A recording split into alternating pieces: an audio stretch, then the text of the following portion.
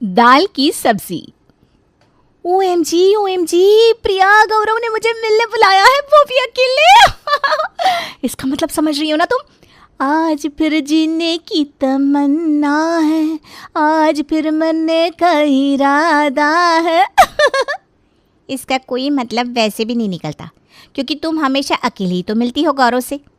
ये लड़कों के पीछे ना लड़कियां बावली हो जाती है कसम से। 4 महीने पहले तो मिला तुम्हें वो, और जीने की तमन्ना, मरने का इरादा, क्या बात है। अरे पगली, हर बार मैं उससे अकेले मिलती हूँ बाय चॉइस, पर इस बार उसने मुझे अकेले बुलाया है। You can imagine. वैसे मुझे पता है ऐसा क्यों हुआ। एक्चुअली ना कल रात मैंने उसे बताया कि मेरे घर वाले मेरे लिए रिश्ता देख रहे हैं, तो लगता है घबरा गया है। आज मुझे सीधा प्रपोज ही कर देगा शादी के लिए। तो तू ना लहंगा खरीद ले अब। वो तो मैं खरीदूंगी और पैसे जीजू से लूँगी, पर पहले रात का सीन तो क्लियर हो जाए। तो कहती है तो मैं भी साथ चलती हूँ, छुप कर वीडियो बनाती रहूँगी। आखिर में फर्स्ट प्रपोजल की वीडियो भी तो पोस्ट होनी चाहिए। और तैयार होकर ज्योति प्रिया के साथ रेस्टोरेंट पहुँच जाती है, जहाँ ज्योति के हाथ को अपने हाथ में लेकर गौरव कहता है, तुम बहुत अच्छी हो ज्योति, इसमें कोई शक नहीं है, पर मैं ही तुम्हारे लायक नहीं हूँ। वो तुम कल बता रही थी ना, तुम्हारे पापा तुम्हारे लिए लड़का देख रहे हैं, तो मैं कह रहा था कि कोई अच्छा सा लड़का देख कर ना तुम शादी कर लो। अबे घन चक्कर की औलाद, तो ये कहने के लिए बुलाया था तूने मुझे? शादी तो मैं करूंगी ही, पर पहले तेरा हिसाब करूंगी। चल मेरे पैसे निकाल। पिछले हफ्ते 10,000 दिए थे ना मैंने तुझे तेरी माँ की पथरी के ऑपरेशन के लिए, बहुत मदद कर दी मैंने, वापस कर चल। 10,000 दिए थे तुमने, कोई 1 लाख नहीं, और उससे ज़्यादा तो मैं तुम्हारे परफ्यूम पर खर्च कर देता हूँ। और रेस्टोरेंट में सभी के बीच गौरव और ज्योति कुत्ते बिल्लियों की तरह लड़ने लगते हैं। बात बिगड़ती देख प्रिया वहाँ आती है। पब्लिक के सामने क्यों कलेश कर रहे हो तुम दोनों? इन सब में कोई तुम्हारे होने वाले सास ससुर भी हो सकते हैं ज्योति। सो चलो, इस गौरव का क्या है, इसे तो जिंदगी भर कमारा रहना है, पर तुम्हारे घर वालों की तो इज्जत है ना। आधे शहर को दाल तुम्हारे पापा की गद्दी से जाती है, सब जानते हैं उन्हें। वापस चलो घर। ताज़े ताज़े ब्रेकअप के बाद क्या होता है ये तो आप सब जानते ही हैं। या तो इंसान दूसरा पार्टनर ढूंढने लगता है या सीधा शादी कर लेता है। अब 28 की उम्र में ज्योति के पास बॉयफ्रेंड ढूंढने का ना वक्त था ना एज। 2 दिन बाद खाने की टेबल पर ज्योति सभी से कहती है, वो आप कह रही थी ना मम्मी कि लड़का देख लो, तो मैं क्या कह रही हूँ, देख ही लेती हूँ। आजकल ऑफिस जाने का मन भी नहीं होता मेरा, तो जॉब से रिज़ाइन कर देती हूँ। अब जो काम कर रही हूँ वही अच्छे से करूँ, है कि नहीं? अब आए दिन ऑफिस से छुट्टी लेकर मैं बार बार लड़कों से मिलने जाऊंगी तो बॉस भी नाराज़ होंगे, और लड़के वालों के सामने प्रॉब्लम होगी सो अलग। जीती रे बेटा जीती रे, आज तो माता रानी को 101 का प्रसाद चढ़ाऊंगी। अरे मेरी बेटी इतनी सयानी जो हो गई है। आप भी बेचारी के पीछे पड़ी रहती थी, मैं तो पहले से ही कहता था, जैसे उम्र आएगी समझदारी भी आ जाएगी। एक लड़का है मेरी नज़र में, कई दिनों से ज्योति से बात भी करना चाहता था, पर ज्योति तैयार नहीं हो रही थी, तो अब मैं बुला लेता हूँ इस रविवार। अमित पूरे परिवार के साथ ना आकर सिर्फ अकेला ही ज्योति से मिलने आता है। बेटा मम्मी पापा नहीं आए? शादी मुझे करनी है ना आंटी, इसलिए मुझे लगा कि अगर मेरे पेरेंट्स भी आएंगे तो ज्योति को घबराहट होगी, और ज्योति कोई सामान नहीं है जिसे मेरा पूरा परिवार देखे, इसलिए मैं खुद को दिखाने यहाँ आ गया। अरे वाह भगवान, तूने मेरी झोली से गौरव नाम का पत्थर लिया और उसके बदले ये हीरे जैसा लड़का डाल दिया मेरी झोली में। वाह भगवान वाह, क्या सॉलिड लड़का है, कितना सुंदर, कितनी मीठी बोली। ज्योति और अमित जाकर अकेले में काफ़ी देर बात करते हैं। ज्योति को अमित पसंद आ जाता है, और फिर कहीं जाकर अमित अपने परिवार वालों को लेकर ज्योति के घर आता है। हमें तो लगा ही नहीं था कि हमारे चूजी बेटे को कोई लड़की पहली बार में ही पसंद आ जाएगी। देखिए दूसरी मीटिंग में तो सगाई हो रही है दोनों की। अब शादी की तारीख भी निकलवा ले क्या अमित? एकदम मम्मी। बिल्कुल रुका नहीं जा रहा मेरे भाई से, न जाने अपनी क्या जादू चलाया है ज्योति भाभी। चट मंगनी पट ब्याह कर ज्योति अमित के घर आ जाती है। सुबह सुबह अपने कमरे से तैयार होकर ज्योति बाहर आती है। नाश्ते में क्या बना लूँ मैं मम्मी जी? अरे बेटा शाम की फ़्लाइट है तुम्हारी, और तुम चाय नाश्ते की सोच रही हो? हनीमून से होकर आओ, उसके बाद देखना। वारी जाऊँ मैं आप पर मम्मी जी, मैंने कभी सोचा नहीं था कि अरेंज मैरिज में भी इतनी अच्छी सास मिल सकती है किसी को। अपने कमरे में आकर ज्योति सबसे पहले प्रिया को कॉल लगाती है। अरे बहन, लाइफ सेट हो गई मेरी। अच्छा हुआ उस गौरव गोबर से पीछा छूटा मेरा। अब तो मैं हनीमून का मजा लूंगी। Manali, I am coming. और रात की फ्लाइट से ज्योति अमित के साथ मनाली निकल जाती है। अगली सुबह इतनी लंबी जर्नी के बाद नींद बड़ी ज़रूरी थी, क्यों ज्योति? हाँ अमित, इस फ्लाइट से रिटर्न नहीं जाएंगे हम। कोई फैसिलिटी नहीं थी और फ्लाइट का नाश्ता कितना ख़राब था। पूरा मूड ऑफ हो गया था मेरा। मुझे तो बड़ी जोरों की भूख लगी है। हाँ बेबी, मैं अभी नाश्ता ऑर्डर करता हूँ। वेटर जैसे ही खाना लेकर आता है, ज्योति खाने से पहले उसकी फ़ोटो क्लिक करके इंस्टा पर पोस्ट कर देती है। उस फोटो को देखते ही सबसे पहले मैसेज उस गौरव का ही आता है। बड़े दाल के कारोबार है तुम्हारे पापा के, फिर भी ऐसे लड़के से शादी करवा दी जो हनीमून पर मनाली ले गया तुम्हें। मेरी बीवी को तो मैं स्विट्ज़रलैंड लेकर जाऊंगा। इस मैसेज को पढ़ने के बाद ज्योति का मन अब मनाली में कहाँ लगता। नाश्ते के बाद नहाकर अमित फ्रेश भी हो जाता है, पर ज्योति वहीं की वहीं बिस्तर पर बैठी रहती है। तुमने अभी तक नाश्ता भी नहीं किया बाबू, हमें घूमने भी जाना है। मुझे यहाँ अच्छा नहीं लग रहा अमित, क्या हम घर वापस चल सकते हैं? नाश्ता पसंद नहीं आया तो मेन कोर्स मंगवा देता हूँ, या ठंड लग रही है तो बाहर नहीं जाते, कमरे में ही रहता है, मैं हीटर और बढ़ा देता हूँ। मुझे मनाली में नहीं रहना। अब तुम रहना नहीं चाहते तो मैं क्या कहूँ, पर इस बारे में पापा मम्मी को कुछ भी मत कहना। मैं कह दूंगा कि ऑफिस का कोई काम आ गया था। एक दिन पहले ही अपने हनीमून पर गई ज्योति वापस लौट आती है। 2-4 दिन तो सब कुछ अच्छा चलता है, पर उसके बाद एक सुबह जब सब्जी लेकर ज्योति थैली लेकर सब्जी मार्केट से लौट रही थी कि उसके सामने गौरव अपनी गाड़ी रोक कर बाहर निकलता है। चलो स्विट्ज़रलैंड का समझ में आता है, पर घर के खाने में भी कंजूसी। ठंड में सब्जियां सस्ती है तो सिर्फ सब्जियां ही बन रही है लगता है तुम्हारे घर में। याद है तुम्हें वो तुम्हारा फेवरेट चाउमीन वाला? आजकल वो चाउमीन से ज़्यादा चाउमीन में सब्जियां डालता है, क्योंकि नूडल्स से सस्ती तो सब्जियां हो गई है। वही हाल तुम्हारे घर का भी लगता है। दाल की सप्लाई होती है आधे शहर में, उसके बाद बेटी की ये हालत। ज्योति के मुंह से ना ची निकलता है ना चू। वो वहीं की वहीं खड़ी रह जाती है और सिचुएशन को अवॉइड करने बिना कुछ कहे वापस अपने घर लौट आती है। ये गौरव अपने आप को कहीं का शहंशाह समझ रहा था। मेरे ससुराल वालों की इंसल्ट की है ना उसने। अब मैं भी उसे दिखा दूंगी कि ज्योति के ससुराल वाले किसी से कम नहीं है। ज्योति अपने पापा को कॉल कर दाल की बेस्ट से बेस्ट वैरायटी की बोरियां अपने ससुराल मंगवाती है। ये इतनी सारी दाल की बोरियां किसने मंगवाई? ज्योति ने मंगवाई है पापा, लगता है कुछ अलग बनाने की सोच रही है। पर इतनी सारी बोरियां, ये तो पूरे साल भी हम दाल खाएंगे ना तब भी बच जाएगी। तो आप लोगों को सिर्फ दाल थोड़ी ना खिला दूंगी मैं। दाल से क्या कुछ नहीं बन सकता मम्मी जी, पर लोगों ने कभी ट्राई नहीं किया। पर मैं हूँ ना, अब मैं आप लोगों को खिलाऊंगी। और रसोई में जाकर ज्योति यूट्यूब पर वीडियो देखकर हाई क्लास दाल की रेसिपीज़ बनाना शुरू करती है। ऐसी 5 स्टार रेटिंग की डिशेस बनाकर इंस्टाग्राम पर डालूंगी कि वो गौरव का बच्चा अपनी किस्मत पर रोएगा। डाइनिंग टेबल पर प्लेट्स लगाने के बाद ज्योति सभी को सर्व करती है। आप सभी के सामने हाजिर है लेंटिल बोल्गोनाइस। ये क्या चीज़ है बहू? इसे लेट कर खाना होता है क्या?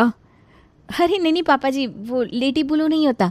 लेंटिल बोल्गोनाइस मतलब दाल की स्पैगेटी या पास्ता समझ लीजिए। जो भी है बहू, तूने ये दाल से बनाया? वाह वाह वाह, देखने में तो काफ़ी खूबसूरत लग रहा है। हमारी प्यारी ज्योति ने बनाया है तो खाने में तो बड़ा टेस्टी होगा ही। शुरू करते हैं। और सभी के साथ ज्योति भी जैसे ही पहली चम्मच बोल्गोनाइस खाती है तो उसके मुंह का स्वाद ही बिगड़ जाता है। हे राम, क्या बदस्वाद खाना बना दिया मैंने। वाह वाह बहू, ये तो काफ़ी अच्छा बना है। पहली बार के हिसाब से तो 1 नंबर बना दिया तूने, नहीं मनीषा जी? अब हाँ, अच्छा है बहू, नई नई चीज़ें ट्राई करना अच्छी बात है।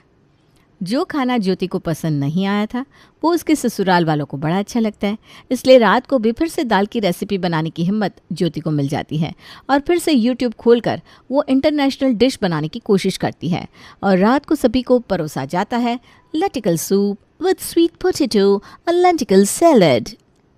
और क्या खाने में बनाया मेरी मिसेस ने? लेंटिकल सूप के साथ sweet potato and lenticel salad. मैं समझी नहीं बेटा। लेंटिकल मतलब दाल, मम्मी तो दाल का सूप और उबाले हुए मकाई के साथ दाल का सलाद।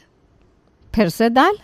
मेरा मतलब है दोपहर में ही तो बहू ने इंटरनेशनल डिश बनाई थी और अभी फिर डिश बना ली। ऐसे तो थक जाओगी तुम बेटा, बार बार इतना मेहनत करने की क्या ज़रूरत है। नॉर्मल रोटी सब्जी बना लेती। वही ना मम्मी, अगर हम नॉर्मल खाने लगेंगे तो लोगों के लिए आम हो जाएंगे, इसीलिए ना कभी कभी स्टैंडर्ड मेंटेन रखना भी ज़रूरी होता है। दोपहर का खाना तो फिर भी सभी ने किसी तरह निगल लिया था, पर अब मनीषा हार गई थी।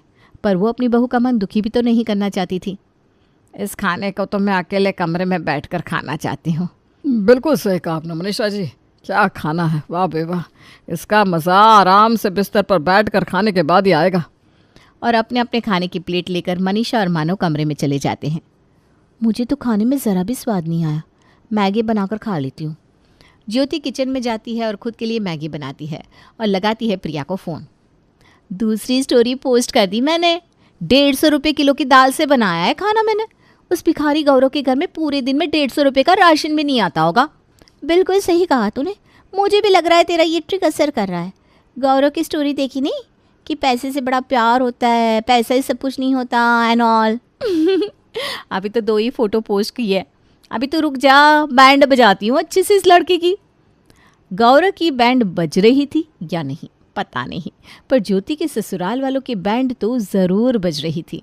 इसी तरह 2 दिन और बीत जाते हैं। रात को कमरे में मनीषा मानव से कहती है, पिछले 3 दिन से दाल की सारी वैरायटी खा ली हमने। मुझे तो पता भी नहीं था कि लोग दाल से पास्ता, चाउमीन, कबाब ये सब भी बना सकते हैं। खाया तो मुझसे भी नहीं जा रहा था। मतलब माना दाल शरीर के लिए अच्छी होती है, पर हर समय दाल, पर बहू के सामने कह देंगे तो उसे बुरा लगेगा ना। बड़े मन से बेचारी ने अपने मायके से दाल मंगवाई, यूट्यूब से देख देख कर खाना बनाया। अगर हम ही उसे उसकी मन की नहीं करने देंगे तो उसका मन नहीं घुट जाएगा। आप ठीक कह रहे हैं जी, अभी तो उसका उत्साह बढ़ाना चाहिए। अपना घर छोड़कर आई है वो यहाँ। ज्योति ससुराल वाले का क्या ही उत्साह बढ़ाती, उसका उत्साह तो ऑलरेडी बढ़ चुका था और कॉन्फिडेंस में वो अपनी ननद को फ़ोन लगाती है। आप तो बड़ी फूड ब्लॉगर बन गई भाभी, क्या टेस्टी टेस्टी डिशेस बनाती है। देख कर ना मुँह में पानी आ जाता है। कभी कभी तो मुझे लगता है मैं वहीं रहने चली आऊँ। दीदी ऐसी कोई बात नहीं है, बस अलग अलग खाना बनाने की कोशिश करती हूँ। आप भी आइए ना, कल आइए और टेस्ट कीजिए। ज्योति के बदस्वाद खाने को बड़ी मुश्किल से 3 लोग खा रहे थे कि ज्योति चौथे को भी निमंत्रण देकर बुला लेती है। अरे तू फ़ोन रख प्रिया, आज मेरे पास 2 मिनट का वक्त नहीं है। दीदी भी आइए, मुझे ज़रा कोशिश करने दे। अच्छा खाना बनाना है ताकि मैं भी खा सकूं और दीदी भी। बाकी घर वाले तो प्यार से खा रहे हैं। तो तू आज ना 4-5 डिशेस बना लेना जिसे देखकर गौरव भरती की तरफ भुन जाए। और ज्योति बनाती है चने दाल की सब्जी, लसागना सूप, दाल पेटिस, दाल स्प्रिंग रोल और दाल केक। बाप रे, इतना सब कुछ भाभी, ये सब मेरे आने की खुशी में बना है। ये रोज़ बनता है। अमित भैया लकी यू आर, मैं तो अपने पति को एक सब्जी रोटी के सिवाय कुछ नहीं खिलाती। तो बस जीजू के खाने की टेंशन छोड़ दीजिए दीदी, उन्हें मेरे पास भेज दिया कीजिए। उन्हें भी दाल की रेसिपी बनाकर खिलाऊंगी मैं। बेचारी अपनी भाभी की कितनी तारीफ कर रही है। एक बार डिश खा लेगी तो रोती फिरेगी। हे भगवान, अब कैसे खाऊं इतना सब। निकिता जैसे ही एक डिश टेस्ट करती है उसका मुंह बन जाता है। ट्रायल गॉन रॉन्ग भाभी, होता है कभी कभी। पहली बार आपने बनाई है ना, ज़्यादा अच्छी नहीं बनी है, कुछ और खाते हैं। फिर निकिता दूसरी डिश को टेस्ट करती है जो उसे और भी ख़राब लगती है। तीसरी उससे भी ख़राब, चौथी उससे भी ख़राब और 5वीं को टेस्ट करने से पहले ही निकिता बोल पड़ती है, आज स्पेशली मेहनत करके इतना गंदा खाना बनाया है आपने। ये रोज़ इसी तरह का खाना बनाती हैं आप भाभी। ऐसे नहीं बोलते बेटा, बहू कोशिश कर रही है ना। बहुत अच्छा खाना बना है, बहुत अच्छा। मेरी कोई दुश्मनी नहीं है भाभी से। पापा अगर कुछ गलत है तो उन्हें बताना होगा, तब तो वो इम्प्रूव करेंगे।